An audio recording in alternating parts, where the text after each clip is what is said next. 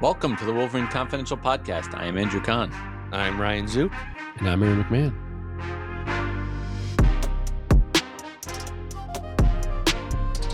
The Michigan men's basketball team is the Big Ten regular season champs. How did Dusty May and the Wolverines turn things around so quickly? The Michigan women wrapped up an historic regular season and get ready for this week's Big Ten tournament. We talk some football as well, coming up on Wolverine Confidential.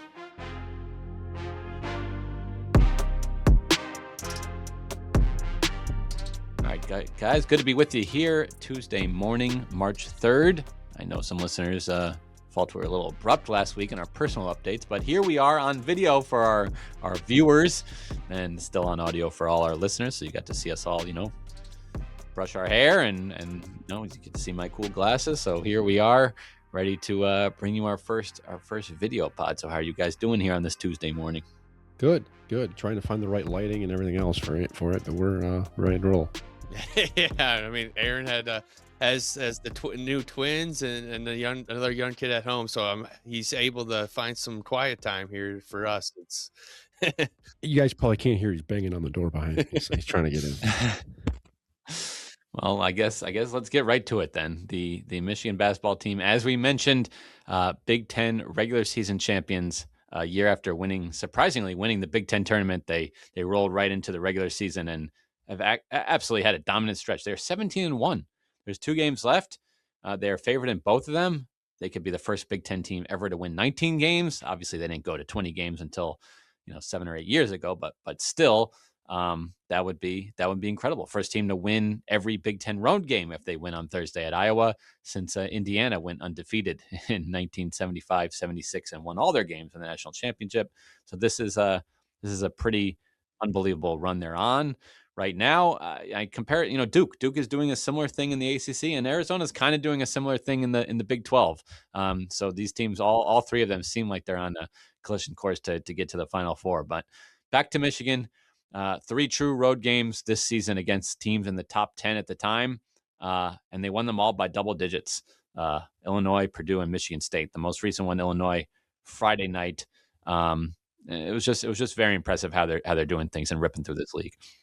That's I've been most impressed by this team. Yes, they've got 2 losses, but the way they've bounced back from both of them has been impressive. We were talking last week about the loss against Duke, and they come back. Well, they don't blow Minnesota out. I mean, they win comfortably. It was a good game. It was a good bounce back effort. And then you go, as you said, you go on the road to a tough environment against a top 10 team and handle business again. It's what you want from a bounce back performance. I thought they looked good against the Illini. Yeah, no, it's what I find interesting too is some of what the opposing coaches are saying afterwards too about what Michigan's been able to do, and just like even Underwood's comments about basically the Wolverines taking belt to booty after the game and really just hammering them and an eye-opening game for the Illini too. I mean, Michigan's truly on like a historic level this year, and we spoke after the Duke game. I'm like, is this a good thing for Michigan in the long run? And so far, it looks like that's been the case. Absolutely. I mean, I keep writing these stories, and I'm like, all right, did I already write this before? Because the opposing coaches are saying similar things. I mean, these are good teams that Michigan is just handling easily, and it's just they just have so many pieces. As Dusty May has said, they have 2 of everything. But that took a little bit of a hit after the last game. It was funny. Our boss, messaged me. It's like, oh, is Kaysen okay?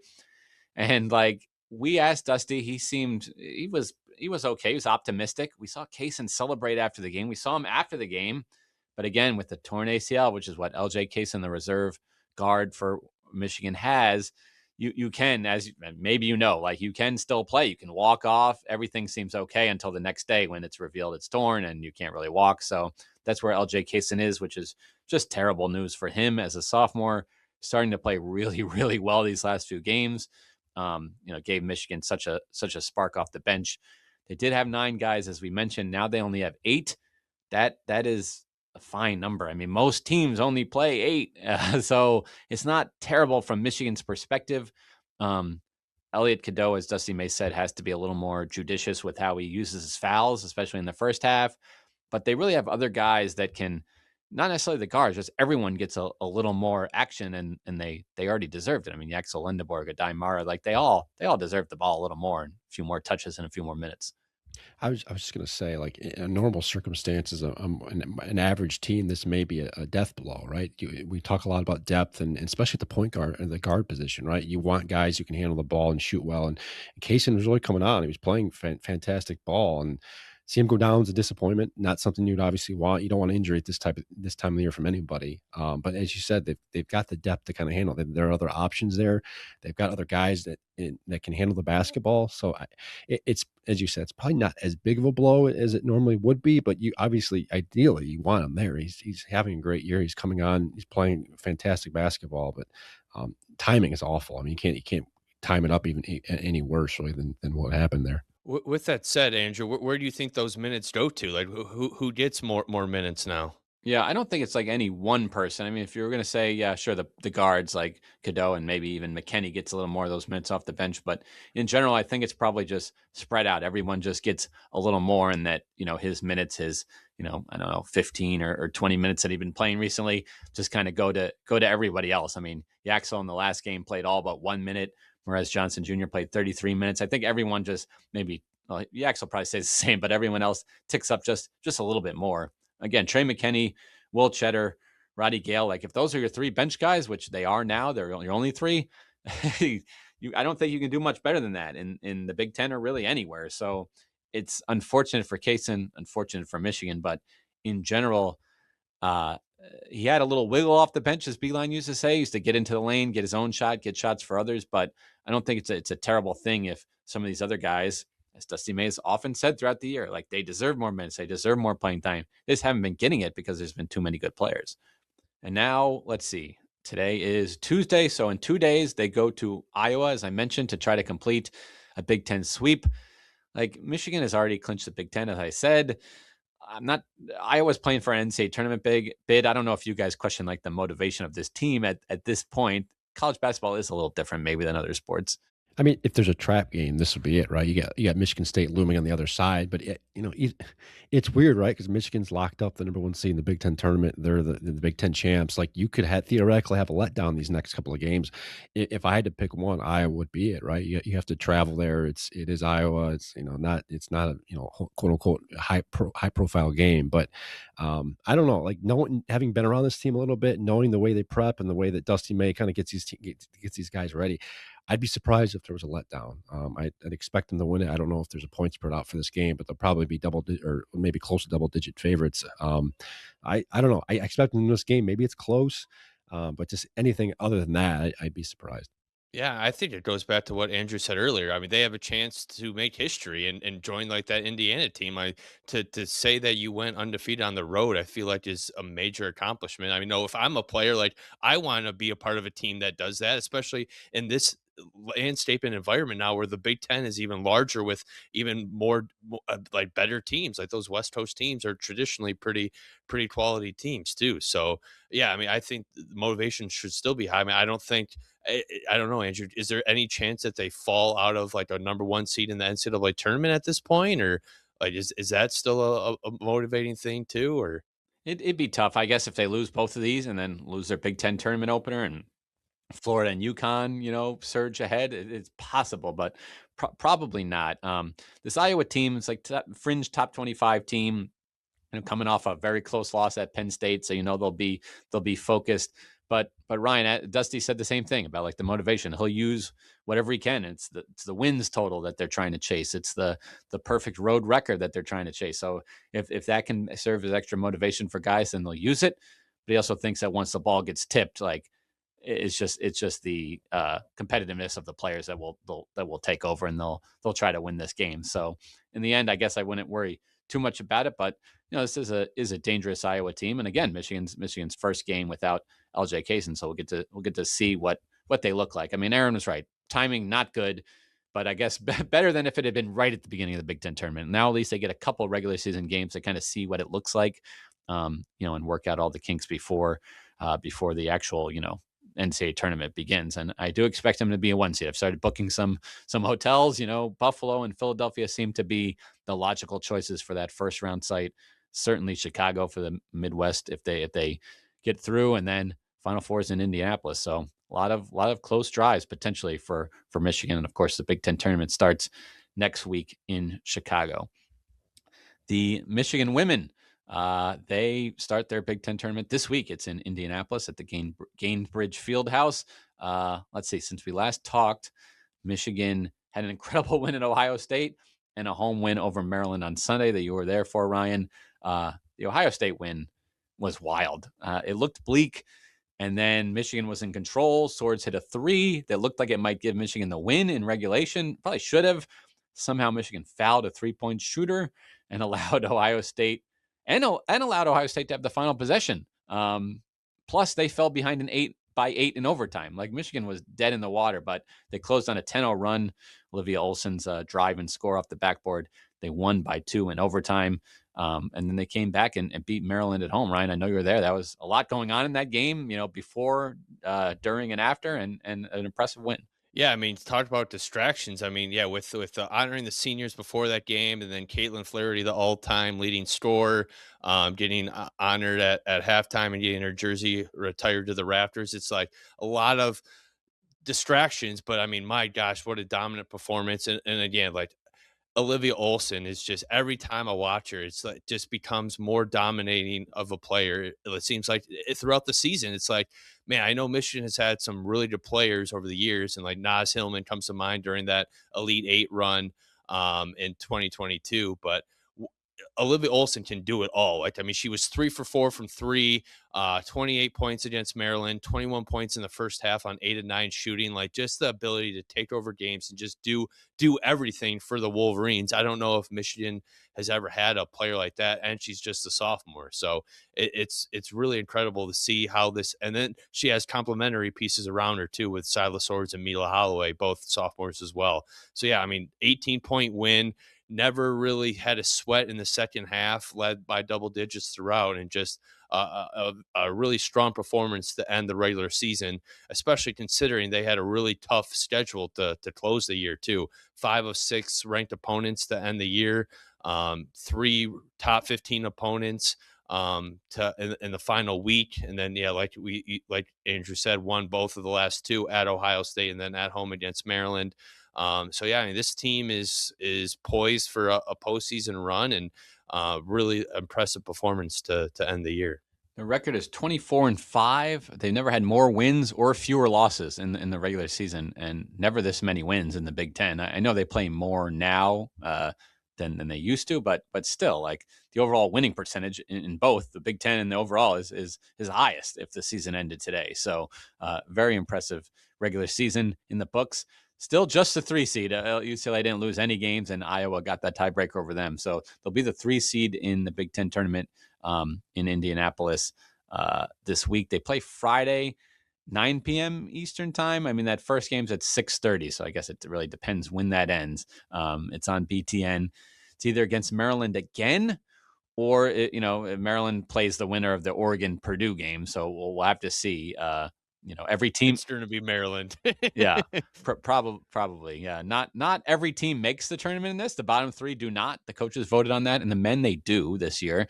So it's a little different. But I don't know. Do you're thinking it probably will be Maryland? And what kind of run are you expecting from Michigan in this tournament? I mean, I guess if you're Michigan, you probably don't want to have to face the same program again on a neutral court, just because 18-point loss for the Terrapins is going to be fresh. And this is a team that was coming in really hot, too. They had won 6 straight before Michigan. But, yeah, even against UCLA at home, like, that was a really competitive game. Michigan made a late surge to pull within 3 a couple weeks ago. So, I mean, I still think UCLA is the best team. I mean, this looking up and down their lineup, it's just like, wow, like, they have so many weapons that can beat you, and their length is just really, really tough to beat. But other than that, I mean, I definitely think Michigan can certainly make a run to the Big Ten title game. I'm sure they would love to potentially get Iowa again for a rematch. I know that was probably their worst game of the year at Iowa last week, 2 weeks ago. So it'll be interesting to see. But yeah, I think there's a lot of potential there for Michigan to do some damage in Indianapolis. Michigan has made the NCAA tournament. The Michigan women 7 straight years. They were a 3 seed one of those years, and they made the Elite Eight. I think the hope is that they can go that far or further this year. They should be a host, maybe a 2 seed, and get to host those first 2 games, which you always expect to win. And then seen some brackets where, yeah, they are a 2 seed, and then the 3 seed varies. Sometimes it's, I think I've seen TCU as a 3 seed, so then they play them on a neutral court, and then the 1 seeds I've seen as, UCLA and UConn for sure, and I think Texas and South Carolina are the others that I've seen most recently. So yeah, I mean, you try to avoid UCLA for sure as long as you can, and I think they would try to get those Big Ten teams not in the same region at least, and then yeah, try to make a run to the Final Four. I think it's possible with this team. That maybe they're still a year away with the sophomores, but yeah, getting home court early on certainly helps.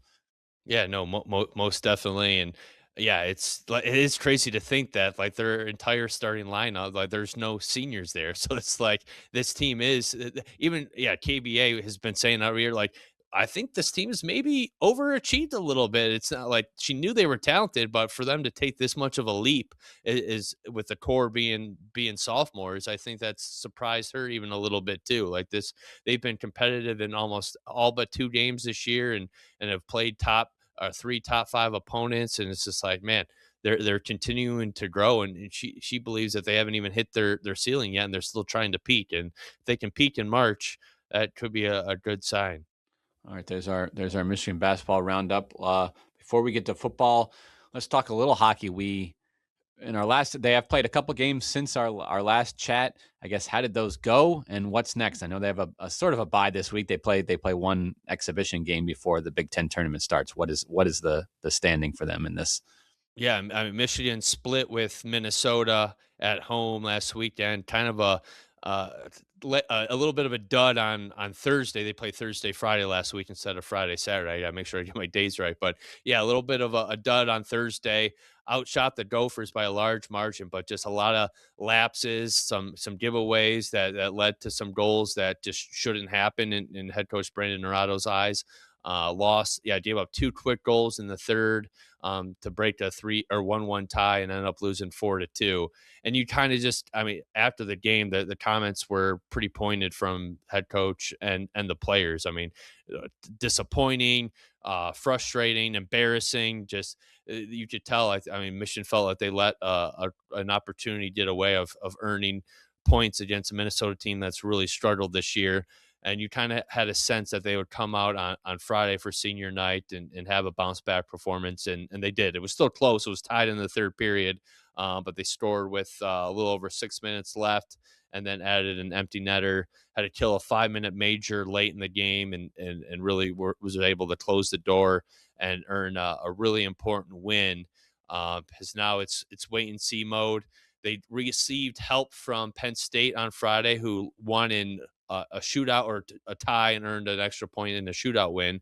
But that was able to Penn State needed to win out in their final 4 games to leap Michigan. So Michigan has for sure clinched at least the number 2 seed in the Big Ten.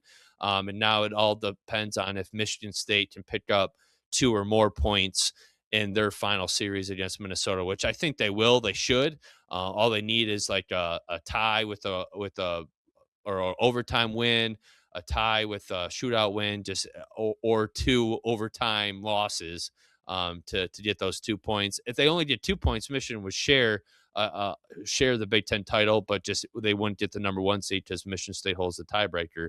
But I still think Michigan State gets at least 3 and wins it outright. But more importantly, Michigan moved to number 1 in the MPI rankings, which if the season ended today, they would have the number 1 overall seed in the NCAA tournament. So that's what kind of Michigan will be or aiming for here in the Big Ten tournament as well.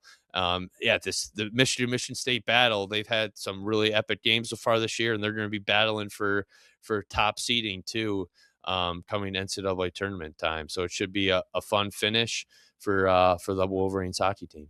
Sometimes you're talking about pairwise, now you're talking about MPI. There's all sorts of. We never know what the hockey rankings are. The MPI took over for the pairwise All this right, year, all so right. it's basically a similar format that's tweaked a little bit, but it's basically the old pairwise. They just decided to rename it because sure, why not? Let's confuse people more. There we go. Maybe they tell people what it is, unlike basketball, which you're kind of guessing on what exactly all the elements are that go into it, but who knows? Yeah, no, I mean it is a specific formula based on like schedule and opponents road versus home wins and yeah like shootout or overtime wins are worth less than regulations wins. So it's a complex formula. I can't say it all makes sense, but I mean, in the end, it's you get why teams move up and down. It's just it is very specific, and we're journalists, we're not math majors too, so it's All right. Well, that's basketball and hockey. Let's talk some football. I've seen some headlines from both of you about things that's happened since we last talked. Certainly off the field, and some combine stuff as well. I know not a ton of Wolverines this year, but also with the new coach coming in, got some stories there. So I guess what's the latest with the football program here as we enter March? Yeah, I mean, it looks like it's Michigan's probably not going to have a first round pick for the first time, and I think since 2018. I mean, I think if you ask most people, their top draft prospect entering this process was Derek Moore, the edge, but he didn't even he I guess had a tweaked a hamstring, and didn't participate in any workouts at the combine too. So only three players actually tested. Jay Sean Barham, Marlon Klein, and Jimmy Roller, yeah. So and none of them rule. I mean, Barham ran a decent 40 time. All the broad jumps and jumps weren't very good for any of them. So none of them like lit it up in the testing too. So I think the most interesting thing was that Barham actually spoke to media for the first time maybe in his college career. Yeah, yeah. I mean, they as you said, they didn't test the guys that did test. They weren't like number one for their position or anything. I think they confirmed things more than like help their stock, and that's what we talk about the combine, right? The guys go to this thing to help boost their stock, and I don't necessarily think any of these guys did that, but I don't think they hurt themselves either. So I think you're going to see a lot of day two and really probably day three picks with this group of Michigan guys in the NFL draft. You mentioned Derek Moore being first off the board. That's probably the case. I'm seeing updated mock drafts today, in fact, with him in the late second round. So that's probably where we're going to be looking right now at this point. But a lot of day three guys, a lot of guys that teams will take flyers on. It's just not that loaded group that we've become accustomed to, and maybe more interesting than anything. I mean, Michigan had owned the offensive line group at the combine in recent years, and they had no offensive linemen at this thing at all this year. So it was kind of a weird situation, but I know that's just the reality of where things are at right now. There's some talented guys. I think some guys that maybe we didn't see entire didn't see enough from their Michigan careers, like Marlon Klein's. I think a guy who could theoretically go to the NFL and flourish.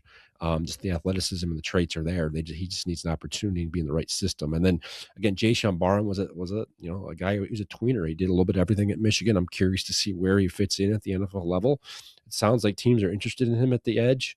Outside linebacker is probably more his style, just based off his experience at the inside linebacker. But and then Jimmy Rolder, again, guy was a kind of a late bloomer at Michigan, injured all the time, didn't do a whole lot as early in his Michigan career, and really had a strong second half of the year, or this past year at Michigan. So he's a guy who could, if he can stay healthy, could have a formidable NFL career.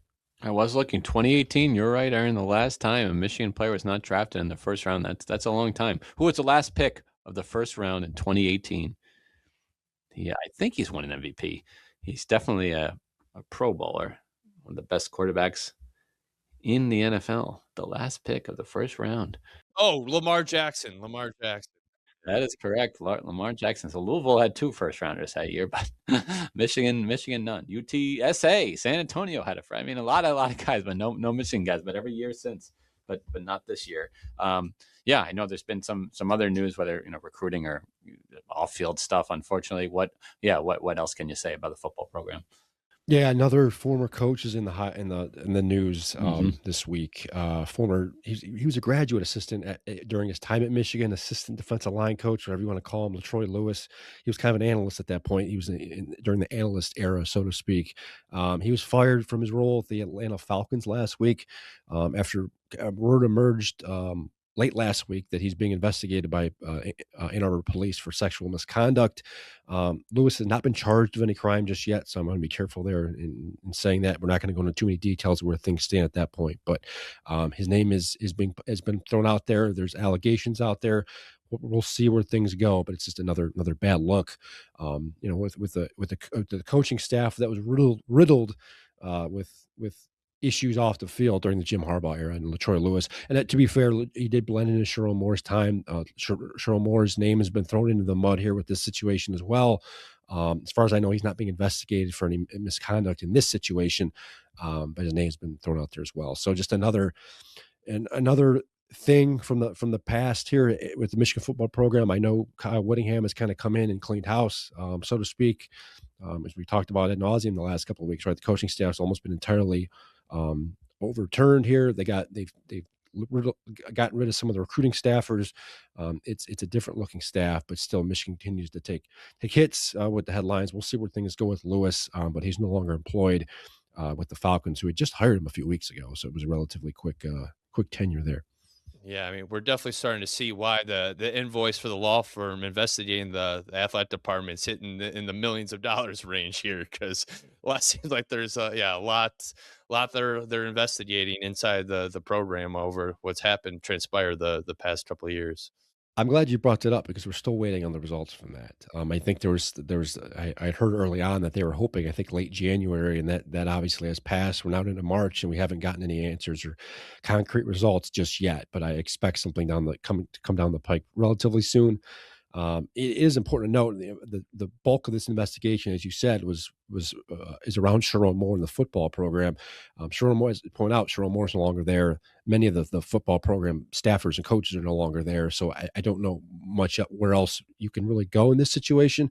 Obviously, Ward Manuel, the athletic director, is probably going to be a part of this situation. I don't know what the future holds with him. We'll find out here, but I would expect some results relatively soon, some type of conclusion here. All right. Well, Kyle Whittingham starting to put out some, videos, and I know they're selling some season tickets and things like that. So Michigan football closer than you think to getting ready for some spring ball here. We'll have continued coverage of Michigan football, basketball, hockey, all that stuff on MLive.com/Wolverines. And thank you for listening.